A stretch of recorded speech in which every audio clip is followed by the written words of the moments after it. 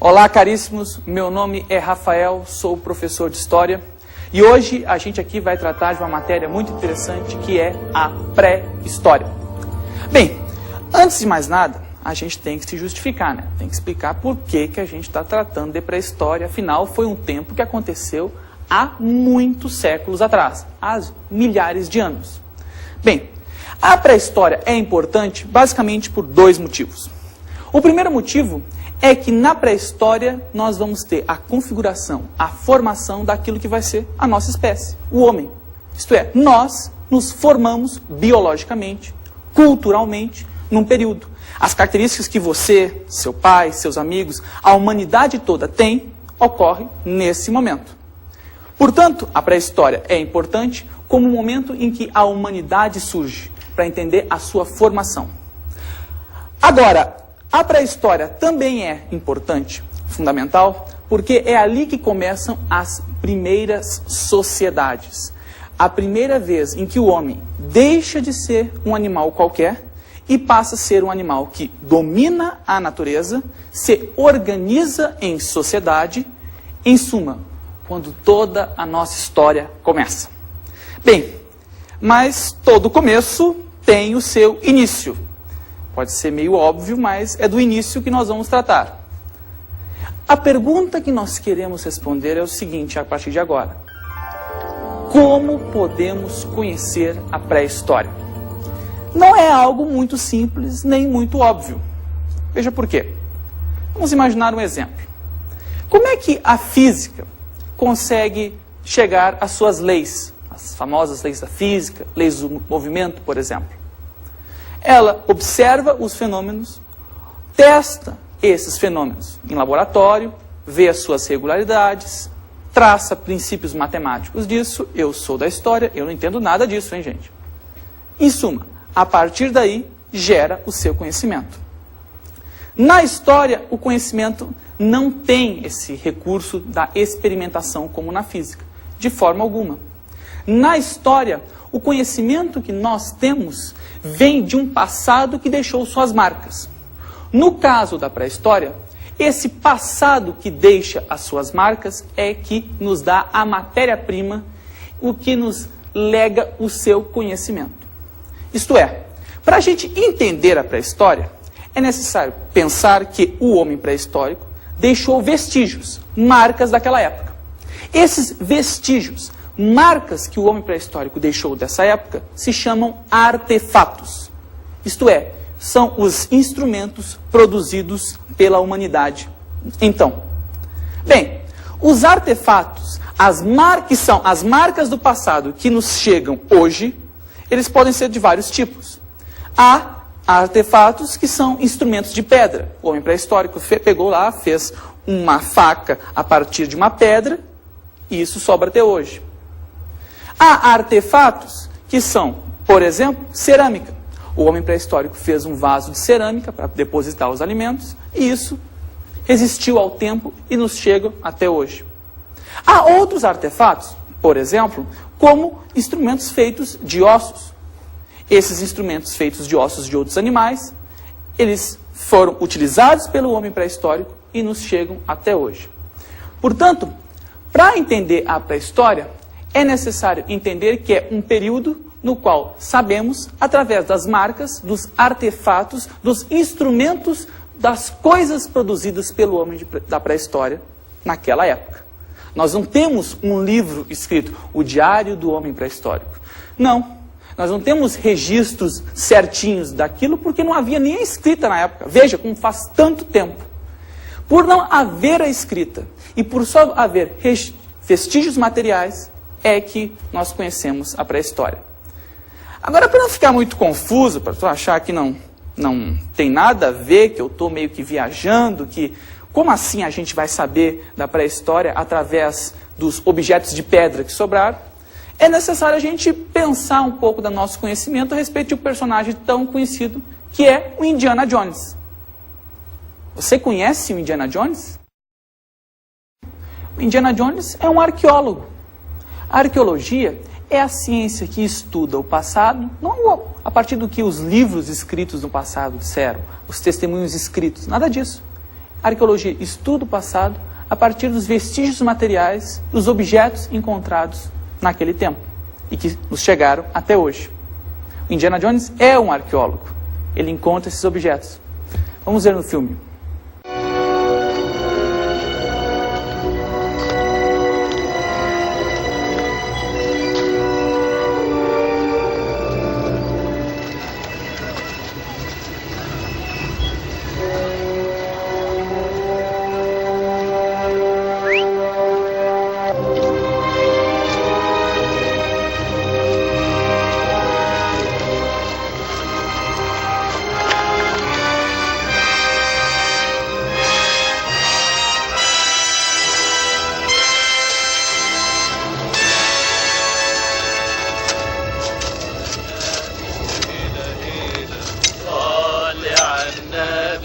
يا مهون صلي على النبي هيلا هيلا صلي على النبي يا مهون صلي على النبي.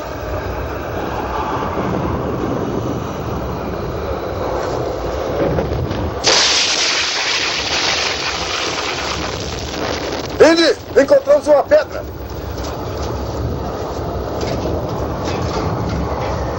Tirem a areia e limpem as bordas. Olha, olha, olha. Está vendo isso? Está vendo?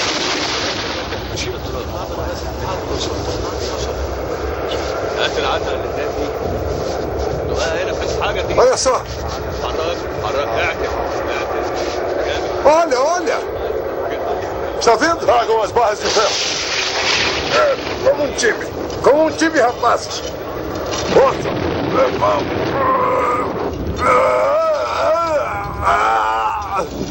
Vamos, como um time, rapazes. Coloquem aí. Coloquem debaixo. Vamos. Ótimo. Tenham cuidado. Ótimo. Ótimo. Vamos. Força. Força. Devagar. Com cuidado, hein. Com cuidado.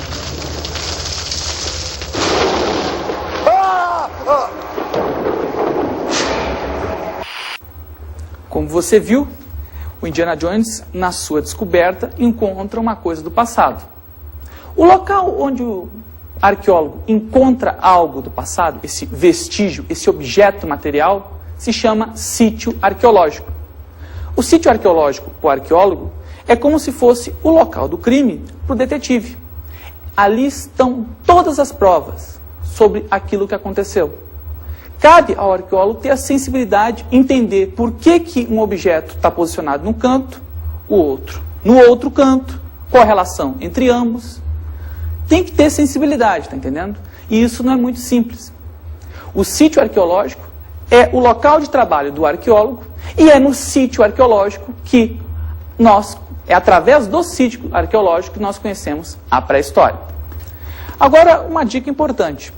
Nem tudo aquilo que está no sítio arqueológico, nem todo vestígio material que sobra do passado fez parte do homem pré-histórico. Não confunda. Um objeto de pedra, por exemplo, não necessariamente é feito pelo homem. Ele pode ser só uma pedra, pode ter caído de um morro, pode ter adquirido um formato, parece que foi feito para lascar, mas não é. Em suma, nem tudo aquilo que é do passado vem do homem pré-histórico. Isso vai ficar muito claro, por exemplo, quando vocês chegarem na televisão e virem aquelas notícias. Encontrado um ancestral do homem de mais de não sei quantos milhões de anos. Quem disse que é homem? Isso só interessa à pré-história se esse ancestral, se esse fóssil encontrado no sítio arqueológico está associado, por exemplo, a instrumentos. Se junto dele parece que houve uma fogueira, se junto dele parece que houve uma pedra para lascar. É assim que interessa. Quando o fóssil está associado junto a instrumentos no sítio arqueológico. Senão pode ter sido um ancestral muito antigo, mas que pode parecer o homem, mas pode ser um macaco, por exemplo. Em suma, o que significa tudo isso? Significa que o homem é o animal que vive, que se organiza a partir dos instrumentos. Ele produz seus instrumentos e depende deles. Portanto, meus caros, quando vocês virem essas notícias por aí, tomem cuidado. Pode não ser um ancestral do homem, pode ser coisa que interesse a paleontologia, a biologia. Mas o que importa aqui é quando você encontrar o vestígio e ter ali, esse homem tinha instrumentos de pedra. Muito bem, ele praticava, ele fazia os seus instrumentos. Ele é um homem, ele é um ancestral nosso. É isso que importa saber. A divisão da pré-história. Os períodos no qual a pré-história se encontra dividida é o que veremos agora. Basicamente, a pré-história está dividida em 3 grandes períodos. Paleolítico, Mesolítico, Neolítico. O Paleolítico é o período da pedra lascada. É o período mais antigo da humanidade. Da origem do homem até 10.000 a.C. é a abrangência dele. Naquele período, os homens fabricavam seus instrumentos de pedra através de lascamento. Isto é, eles pegavam a pedra, tocavam uma com a outra, e o que resultava, a pedra lascada, era o que ele fazia para cortar a carne, para cortar as frutas, por exemplo. Né? Isso era o instrumento que ele fazia naquela época.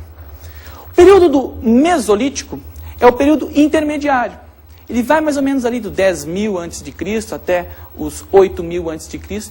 É a mudança daquela sociedade da pedra lascada para uma nova sociedade, uma sociedade diferente. Essa nova sociedade é o terceiro período, o Neolítico, ou período da pedra polida. É lá que o homem fabrica os seus objetos, fabrica os seus instrumentos, não mais com lascamento. Ele lasca a pedra, é evidente. O que sobra, ele começa a polir. Ele começa a trabalhar aquele instrumento lítico, aquele instrumento de pedra, aquilo que vai virar sua faca. Polindo, vai fazer com que aquilo resista mais, dure mais, enfim, seja muito melhor utilizado. É, de certo modo, não parece, mas é um avanço tecnológico. Agora, se você reparou bem, os critérios para diferenciar um período do outro são os critérios daquilo que o homem produziu. Veja, o homem produz seus instrumentos para se manter, só que essa produção varia de acordo com o tempo. A divisão da pré-história está baseada exatamente nisso. O que o homem produziu em cada tempo e a diferença de um momento para o outro. Isto é, os instrumentos que ele produziu em uma determinada época e o seu avanço em uma época depois. Da pedra lascada até a pedra polida. Bem, em termos de divisão da pré-história, a coisa está mais ou menos clara. Mas não é só nos objetos que o homem produz que nos interessam aqui saber. Tem muita outra coisa. E das outras coisas, antes de a gente começar, eu vou soltar uma perguntinha para ver se você está ligado. Você sabe o que é hominização? O processo de hominização nos mostra o longo caminho percorrido pelo homem para conquistar o ambiente natural. Ou seja, como o homem conseguiu ser o animal que domina a natureza. O processo de hominização é quando o homem se formou homem. Isto é, quando a humanidade adquiriu as características que ela tem hoje. Essas características ocorreram ao longo do tempo. E isso é importante entender. Até aquilo que nós somos, enquanto constituição física ou cultural, é algo que se formou ao longo da história.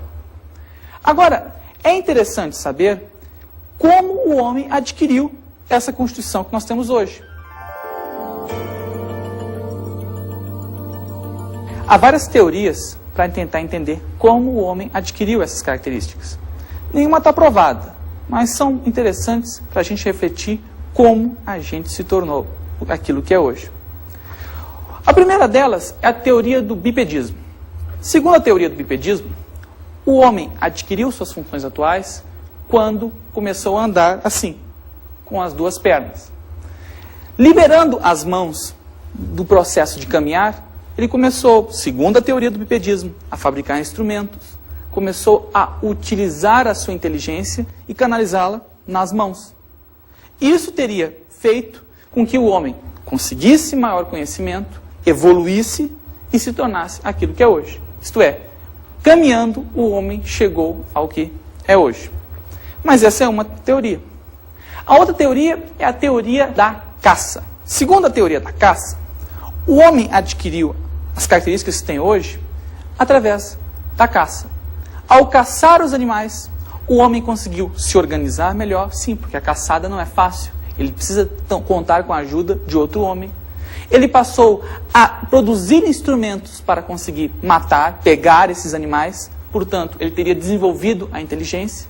Em suma, a teoria da caça diz que, pelo homem ter sido um caçador, ele conseguiu conquistar, evoluir, aprimorar. Em suma, a humanidade teria surgido muito por essa característica. Uma outra teoria é a teoria da cerebralização. De acordo com essa teoria, a humanidade teria adquirido as características devido a mutações. Isto é, alguns seres haviam surgido com mais inteligência do que outros, tendo maior capacidade do que outros.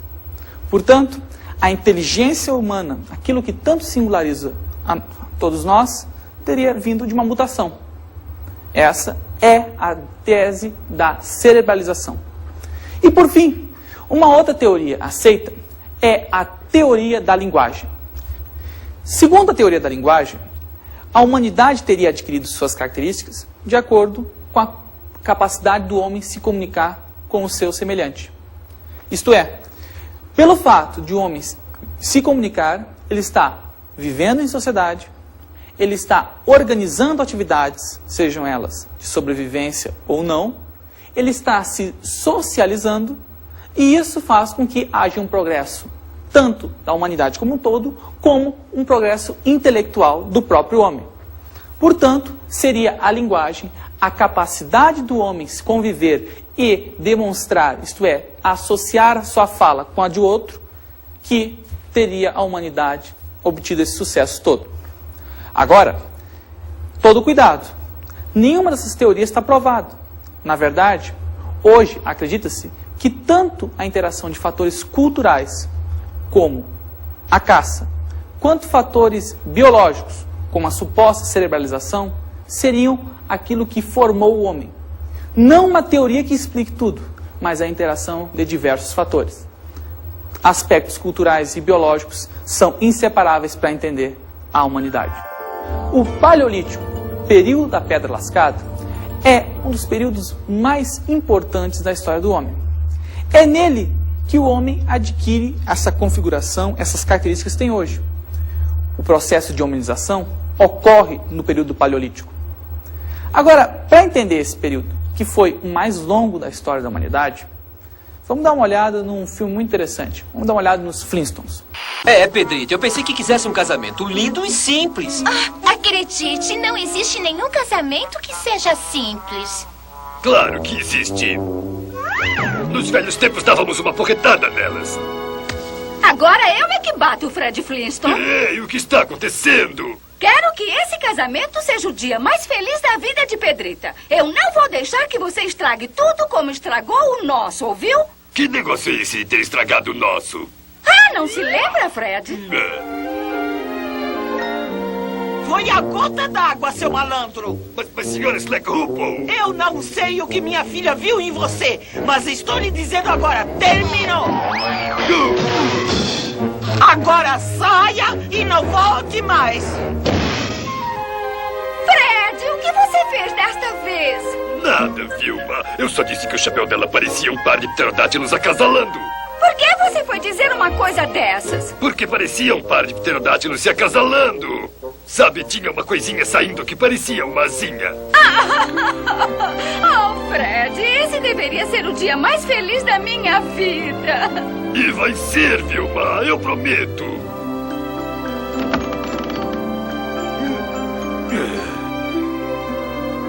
Nós vamos nos casar em outro lugar. Mas onde? Eu não sei, em algum lugar mais romântico como Rock Vegas. Bem-vindo a Rock Vegas.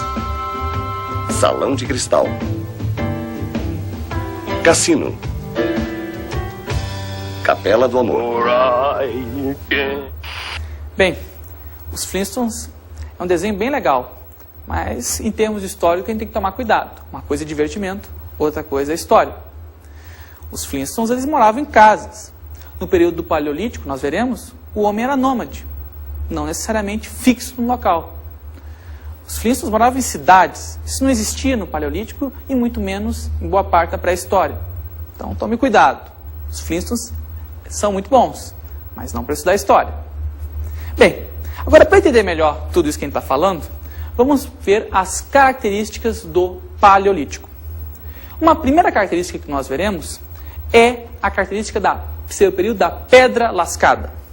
O Paleolítico é o período no qual os vestígios arqueológicos nos mostram que o que foi encontrado lá foram pedras que foram lascadas, batidas uma com a outra e o resultado utilizado como instrumento. Algo muito simples em termos tecnológicos. Um segundo ponto é que o Paleolítico é o tempo do comunismo primitivo, isto é, um período no qual não haveria desigualdade social, todos seriam iguais, um período que não haveria propriedade privada, isto é, ninguém seria dono de terra nenhuma, tudo seria de todos. Uma terceira característica do Paleolítico é o matriarcalismo. Segundo teorias, o matriarcalismo seria o período no qual não haveria essa diferenciação entre homens e mulheres. Mais especificamente, a mulher não estaria submetida ao homem. Por quê? Segundo essas teorias, o homem estaria tão encantado com a capacidade de gerar a vida que a mulher tem e que ele não tem, que ao invés de submetê-la, haveria um certo respeito. Não entendendo aquele fenômeno, o homem o respeitaria. Segundo essas teorias, o fim do matriarcalismo também se dá nisso. O homem não aceita mais esse caráter mágico, que é a fertilidade da mulher, e tentaria submetê-la. Mas são teorias, né? Mas teorias relativas a esse período. Uma outra característica é o domínio do fogo. É no Paleolítico que o homem consegue dominar a feitura do fogo. Antes havia fogo, raios caíam, provocavam fogo, mas o homem não dominava essa técnica. Através, de novo, do lascamento das pedras, do atrito entre as pedras, o homem consegue formar, consegue produzir o fogo. E, mais uma outra característica, é que durante esse período ocorrem as pinturas nas cavernas, também conhecido como arte rupestre. A arte rupestre também é um dos vestígios que sobram daquele momento. Pinturas nas cavernas, feitas pelo homem pré-histórico para retratar o seu cotidiano, segundo alguns também com um caráter mais sagrado, são dessa época. Uma outra característica é o Paleolítico ser o período do homem das cavernas. O homem habitaria as cavernas. Aquela ideia, aquela imagem do homem das cavernas que nós temos é no Paleolítico. Mais uma característica é que no período Paleolítico seria o período dos caçadores, pescadores e coletores. Isto é, para o homem sobreviver, ele teria que caçar, ou pescar, ou coletar alimentos. Importante, o Paleolítico é o período em que não há agricultura. Isto é, o homem não inventou a agricultura ainda. O ato do homem plantar para colher os seus alimentos não existe aqui. Isso ocorre depois, nós vamos ver, lá no Neolítico. Aqui ele caça, ele pesca, ele coleta alimentos. E assim ele vive de forma nômade, circulando pela natureza em busca dessas riquezas. O período Mesolítico é o que veio posterior ao Paleolítico. Basicamente é uma sociedade de transição do momento do Paleolítico para um outro momento. o do Neolítico. Nós veremos logo a seguir. O período do Mesolítico é uma transição de uma sociedade que praticava a caça e a coleta para outra sociedade que vai praticar a agricultura, de uma sociedade nômade para uma sociedade sedentária. Neolítico, o período da pedra polida, é a última etapa da pré-história. O mais importante do Neolítico é salientar que é nele que ocorre a Revolução Neolítica ou Revolução Agropastoril. Isto é no Neolítico que surge a agricultura. É o grande feito do período. A agricultura vai ser aquilo que vai marcar a humanidade e que vai fazer com que o homem mude. Isto é, a grande transição da pré-história para os tempos atuais é a agricultura. Bem, mas para entender o Neolítico, vamos tentar ver algumas de suas características, tentar entender como poderíamos caracterizá-lo melhor. Uma das características do Neolítico é ele ser o período da pedra polida. Isto é, a pedra polida nos mostra um melhor avanço tecnológico. Não é simplesmente lascar a pedra. Poli-la garante uma maior durabilidade, garante um maior uso dela. Uma outra característica é ser uma economia produtora de subsistência. Isto é, agora se produz. Se produz para se manter, não se efetua comércio num primeiro momento. Produtora vem da agricultura, diz para subsistir, para se manter vivo. Uma outra característica é o sedentarismo. Com a agricultura, o homem vai se tornar sedentário, isto é, fixo no local onde planta. Ele tem que estar fixo, porque ele tem que cuidar da agricultura, cuidar da plantação. Ele não pode circular por aí. E também não tem por que ele circular por aí, porque ao mesmo tempo ele vai cuidar da agricultura, vai conseguir pastorear os animais, o pastoreio, enfim, é o processo da sedentarização do homem. Uma outra característica é que nesse processo ocorre o excedente produtivo. Isto é, com a agricultura o homem vai começar a plantar seus alimentos. Vai ocorrer um excedente, uma sobra disso. E esse excedente vai começar a ser controlado. Aí sim, depois ele vai começar a ser comercializado. O excedente que se produz, o excedente produtivo, é uma das características do período do Neolítico. Uma outra característica é que nesse período ocorre a divisão do trabalho. Isto é, durante o Neolítico, para controlar esse excedente produtivo, para controlar aquilo que foi produzido na agricultura, há uma divisão dos trabalhos entre aqueles que são os camponeses, os agricultores em si, e depois, como nós veremos, aqueles que vão começar a cuidar desse excedente, administrar esse excedente. Isso aí é numa outra etapa. Agora, o período do Neolítico, ele tem uma fase final muito importante. A fase final do Neolítico, importante, é a Idade dos Metais. A Idade dos Metais, período final do Neolítico, representa todas as grandes transformações que vão mudar a humanidade a partir desse momento. É o final da pré-história. Agora, para entendermos isso, é necessário entendermos algumas características daquele período. Uma das características é o desenvolvimento da metalurgia. Na Idade dos Metais, como o próprio nome diz, o homem começa a ter um maior domínio dos próprios metais. Cobre, bronze, ferro, uma maior tecnologia. Uma outra característica é o desenvolvimento das forças produtivas. Isto é, o homem consegue produzir mais, controlar esse excedente produtivo, em suma, é um desenvolvimento econômico naquele período. Um outro fator é a revolução urbana, isto é, a passagem das sociedades autossuficientes para as sociedades em que há uma diferença entre o campo e a cidade, no qual o campo depende da cidade. E por fim, uma das últimas transformações do período da Idade dos Metais é a formação do Estado, isto é, o surgimento da cidade que está vinculada ao campo vai formar as primeiras civilizações, que são as civilizações do Crescente Fértil, Mesopotâmia, Egito e assim por diante. A Revolução Urbana, o período da Idade dos Metais, mas principalmente a Revolução Urbana, nos legou duas grandes transformações, duas grandes consequências. Primeiro, a diferenciação social, isto é, agora a sociedade vai se organizar entre aqueles que produzem os produtos agrícolas e aqueles que controlam os produtos agrícolas, e a formação do Estado. uma organização que não existia na pré-história, que vai ter como função regular essas trocas entre esses produtores e esses consumidores que estão controlando. Portanto, o Estado vai administrar esses excedentes que foram produzidos. É por isso, por exemplo, que surge a escrita. A escrita não surgiu de forma para escrever poemas, declarações de amor, nada disso. A escrita surge para controlar esse fluxo daquilo que é produzido no campo, que é controlado pelo Estado e que é distribuído para a sociedade. Não muito romântico, mas o surgimento do Estado, dessas primeiras civilizações, vai ter como origem isso.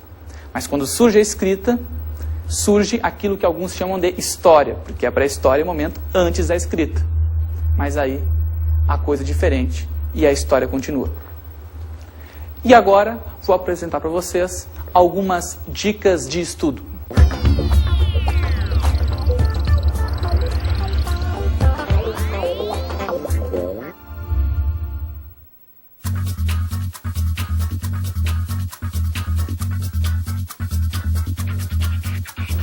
Caríssimos, a minha dica de estudo de hoje, dessa aula de pré-história, podia ser muitas coisas, mas de uma coisa que vai complementar bastante, é o debate entre criacionismo e evolucionismo.